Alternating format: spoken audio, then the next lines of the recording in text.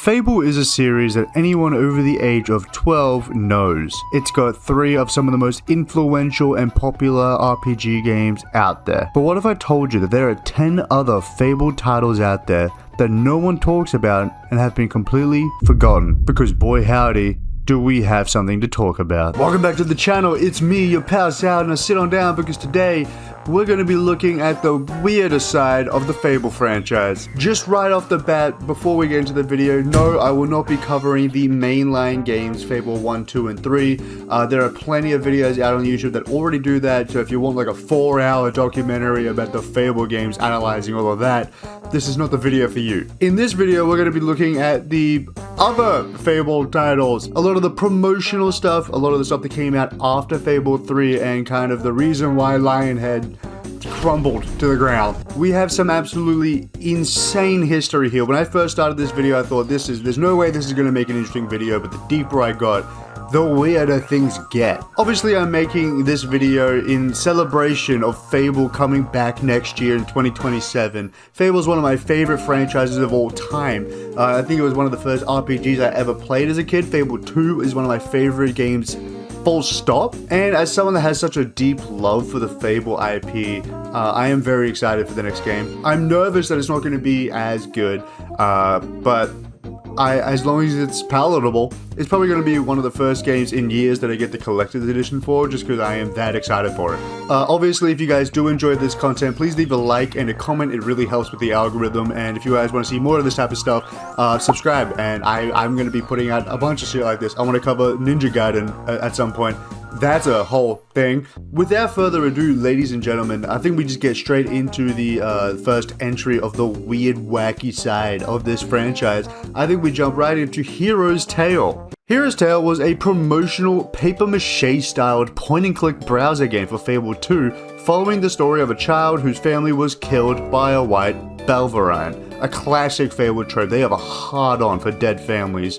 Relatable. The boy grows up to become a hero, and the player must choose if he is good or evil. The player also chooses to help one of the 3 different women and subsequently marry her. So, essentially just a mini Fable game you can play for free on a browser. At the end of the game, the player can choose between 3 crowns, and depending on which one they pick, they actually do receive in-game items for Fable 2, given they actually have Xbox Live. Those being either the hero doll and the lion face body tattoo, the apocalyptic pink dye and expression manual, or the best option, the chicken suit. Unfortunately, the website is no longer available due to Lionhead's closure, which sucks. Some consider this a prequel to Fable 2 for reasons that I don't give a shit about, but if you do, there you go, it's a bit of lore, I guess. Obviously, the game looks and plays like complete arse. No one really play this other than to get the chicken suit. Moving on, we have, alongside Hero's Tale, Kicken, another promotional browser game for Fable 2. This one is quite different compared to the last, and a lot simpler. In a cartoonish 2D animation style, the entire objective is in the fucking name. You grab a chicken and you boot that bitch like it's a 2-year-old that won't get you a beer. Of course, you must kick the chicken in a certain direction and power level to hit different obstacles like the campfire, beehive, horse, and other stuff to earn up to 500 coins within 1 minute. The game itself was super janky. The kicking felt almost random, like it would never go where you actually wanted, which at the time seemed to really frustrate a lot of the journalists. I'm also pretty sure the 500 gold was transferable to your Fable 2 game, but I'm not 100% sure about that. If you like abusing animals, this is the perfect minigame for you. Releasing a year later, Pub Games is kind of in the same ballpark as our last entry, also giving players the opportunity to win gold or other items like clothing and weapons in the game. However, going negative also impacts your Fable character, which is fucking wild, really leaning into the casino side of this. It includes 3 casino style games, those being Fortune's Tower, a card game utilizing a deck of multiples of the number 1 through 7. This game is nothing like Bellagio, but I'm gonna call it Medieval Bellagio anyways because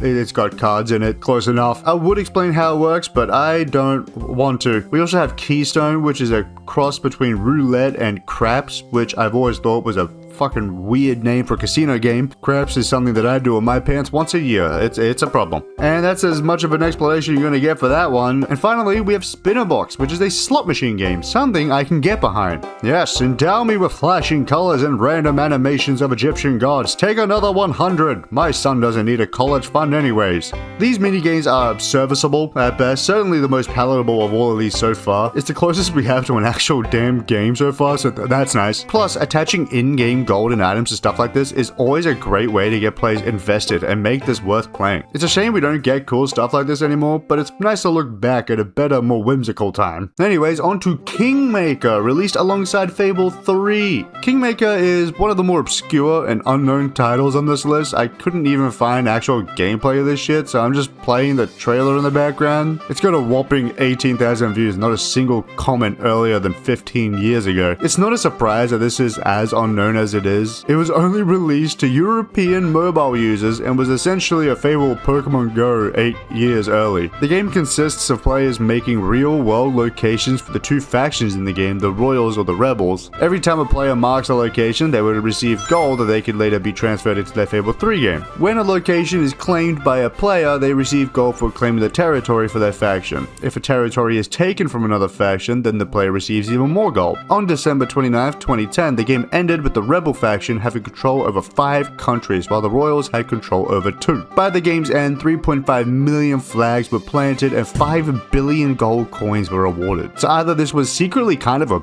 banger, or the game just had a handful of overly dedicated chuds playing it 24/7. I'm gonna bet my future kids on the latter. The game doesn't sound exactly what I would call exciting, but for the time especially, it's certainly unique. I'm surprised I didn't catch onto it more.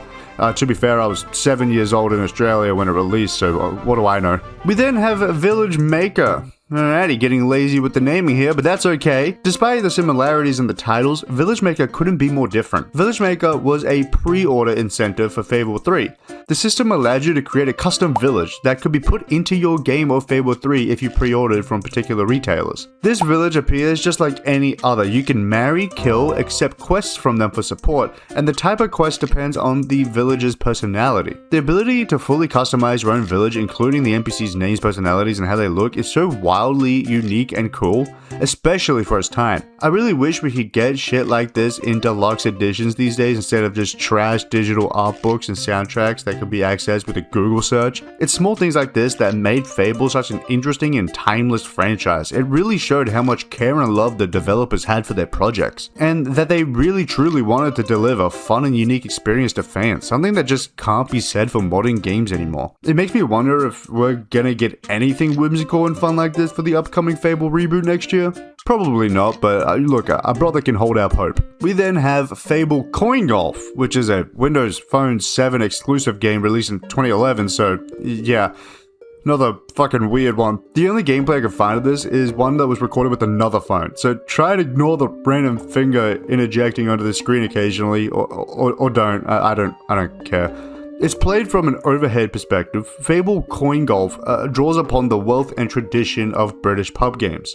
Your quest is to rid the land of evil and conquer each area by getting your hero Puck into the Pillar of Light in as few shots as possible.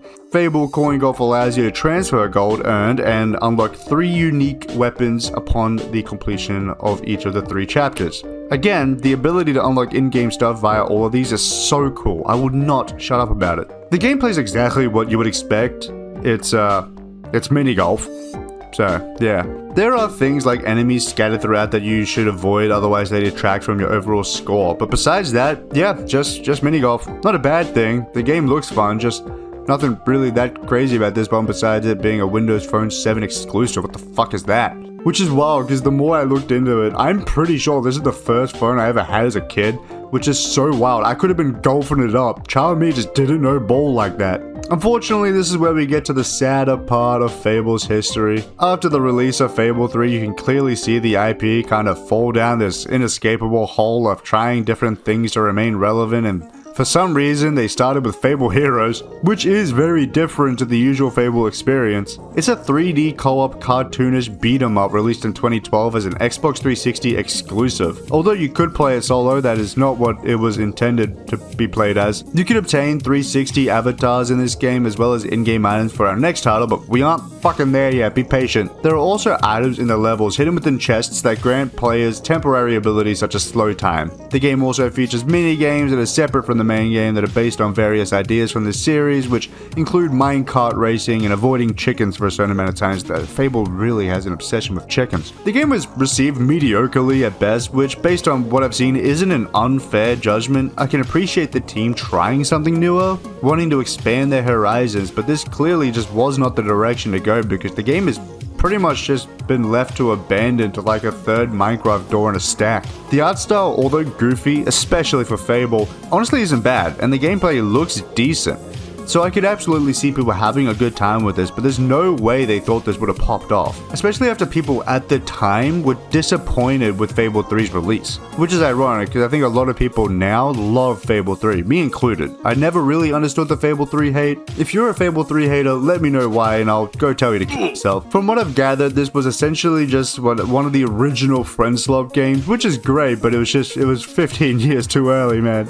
No one really gave a shit about this. Now we're gonna really get off the fucking rails, because released in the same year, we get our next full-fledged Fable game, quotation marks. Finally getting back into the way things were. What? What do you mean this is an Xbox Kinect exclusive? You need a Kinect to play this? And it's first person too. What the fuck? Yeah, they really hit us with a Kinect Fable game, which now makes sense as to why this is Lionhead's final game before they go closed down. In the game, players use the Kinect to manipulate magic in order to defeat enemies by using their hands to perform certain gestures. Players can cast a variety of spells ranging from electric bolts to magic shards. As enemies are defeated, experience is collected, which the player can use to upgrade health to spells, blah blah blah. On paper it sounds cool, but no. A large portion of the game takes place with the player character's horse. Driving the horse requires holding the reins and guiding the horse along a path. The player must also care for their horse by petting and brushing it as well as caring for it when it gets hurt. Which, that's a cool feature if it weren't on the Kinect. The game obviously failed hard. Not only because the game itself was mediocre at best, but also it's a Kinect game. Look, I loved the Kinect, but that shit was only good for family party games. No one was using the Kinect to play actual full-fledged solo games. It was a mess. The Kinect failed, and therefore it was only logical that this game would too. Hell, the only thing I remember playing on the Kinect was Kinect Adventures. I didn't even know this shit existed until just now, and to be honest, I wish I didn't. I'm not gonna run through the game's story or anything, because I don't care, and I doubt you do either, because no one else did when this shit released. However, the game was praised for its story and humor, but you're never gonna believe what all the critiques were. If you guess the fact it's a Kinect game, good job, you get a prize. Here, take my liver. The game is also connected to Fable Heroes, so leveling up in that game levels up your character in this one too. Happy they kept that system, it's cool. This game still shouldn't exist. At least Fable Heroes tried something feasible. Like, it was silly and goofy, but at least it's got an audience. This was just such a nosedive into a ditch, it's ridiculous. This title is already getting me so sad, so I'm moving on before I cry myself to an orgasm. Fable Legends, the game Lionhead was working on before their eventual closure. And it's a shame because from everything I could find, it actually seemed like a cool idea for a mainline co-op Fable game, and not on the Kinect, so it could have worked. Fable Legends was based around 4 heroes and a villain. Each role may be filled by a player via online multiplayer or by a CPU. The same game experience was possible regardless of multiplayer or single player, which is nice, especially for losers like me. During each quest, the 4 hero characters must use teamwork to succeed in their objectives, while the villain player opposes them with an army of creatures. Each hero in Fable Legends was to be like a unique character with unique abilities abilities, powers, and gameplay. And a limited number of heroes will be available for free at any given time, after which a new set of heroes would have taken their place for everyone to play with for a period of time. Heroes also could have been purchased for permanent access with in-game currency or real-life currency, so kind of like a live service game. As much as I hate live service, at the time this was being developed, it wasn't like super rampant, so I could have seen this working. The villain player controls the nature of the quest the heroes embark on, such as where the enemies spawn, how aggressive they are, when the boss comes lumbering out of its lair, when to lay down some traps to separate the heroes from each other to thwart them. And this is such a cool idea, and I would have loved to see it implemented. Obviously, this style of game is still a big departure from Fable as we know it, and I don't know why they were so opposed to just making a normal fucking Fable game. But this could have been way cooler than the other shit we got. However, this was not the end of Fable entirely. We did get one more title not developed by Lionhead. Now hold on to your fucking britches here, folks. We're getting peak here. Fable Fortune. A fucking mobile game, god damn it! Fable Fortune was a free-to-play digital collectible card game set in the Fable universe. It was released in 2018 and then ceased all support a year later because no one cared about this shit. I don't know how else to describe this besides a shittier version of Hearthstone, a game that I was disgustingly into as a teenager. You know what? A little side quest. While I'm making this video and editing it, I'm gonna go pick up Hearthstone again, and I'm gonna see if it's even good nowadays. I'll get back to you on that. Oh, right, Fable. Yeah, the reception was mixed. From what I've seen, the consensus was that this game just didn't need to exist and was a clear cash grab on the Fable IP to desperately try and soak up anything from the good name of a beloved trilogy. I'm not gonna waste any more time on this. It is trash. Full stop. Unfortunately, I'm sure that this game made money because, look, you put a card game in front of people, they're gonna spend money. And now we have Fable 2027 coming out, and I'm very scared, especially after looking at all this shit. But from what I've seen, it looks like it's going back to the true form of Fable, and I couldn't be more excited about that. Hopefully, Fable's future is looking bright, because Fable's past is horrifying. If you watching this have actually never played a Fable game, pick up the one that's coming out soon, or go back and play the Fable remaster. That it's pretty good. Fable Anniversary, banger. But that's the weirder side of the Fable franchise. Did you already know about some of these? If you did, shut up. Shut up. But like I said before, if you enjoyed this type of content, leave a like, subscribe. Let me know if you want to see more. Like I said, I want to do Ninja Gaiden. That one, there are so many games. There are so many Ninja Gaiden games. If you have another franchise besides Fable and Ninja Gaiden that you would like me to cover as well, just fucking shoot a comment. I would like to see what else I can find. I like finding weird, wacky shit. Anyways, I hope you guys enjoyed. This is a pretty short video. I'm working on one that's it's gonna be a long one. And I'm scared to put it out. It's big, and I'm putting so much effort into it. So we might not get another like 40-minute banger for quite a while. That's fine. You guys are just gonna get shorter stuff for now until that video comes out because I'm scared. Anyways, I love yous all. Thank you so much for watching. I appreciate it. Bye. Bye. Editor Sal here. Hearthstone's pretty good. They gave me like 1 billion fucking cards to make up for all the time that I missed. They're called catch-up cards. They gave me like 200 cards to catch up.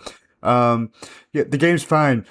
The microtransactions and now macrotransactions, however, everything in that game is so much more expensive than I remember. What the fuck? Why are there $200 packs? What is going on in that game? Also, why is everyone sweating so hard? Oh my god, there are so many cards that have been added since I last played, and I am so overwhelmed. The game is fine though. The game is pretty. If you want to pick up Hearthstone, give it a go. It's pretty good. It's fine. It's I played Marvel Snap for a while. It was good. Couldn't get into it. Hearthstone still has my heart, I guess. So I'm gonna be sinking my life into that. Anyway, bye. Sorry.